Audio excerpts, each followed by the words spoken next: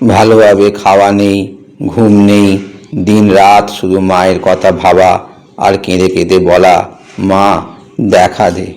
সন্ধ্যা হলে গঙ্গার ধারে মাটিতে মুখ ঘষড়ে কাঁদেন আর বলেন, মা আর একটা দিন চলে গেল, তোর দেখা পেলাম না।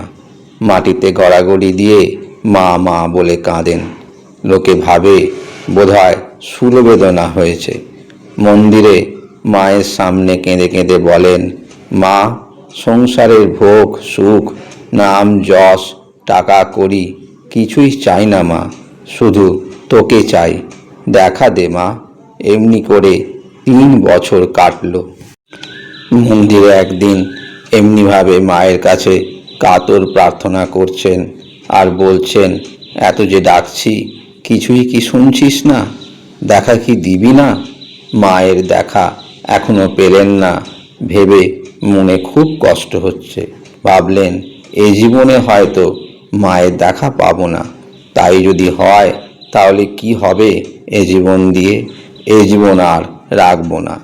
এই ভেবে দেয়ালে টাঙানো বলিদানের খাঁড়াটায় হাত দিয়েছেন। এমন সময় মা দেখা দিলেন। বাইরের জ্ঞান হারিয়ে লুটিয়ে পড়লেন শ্রীরামকৃষ্ণ।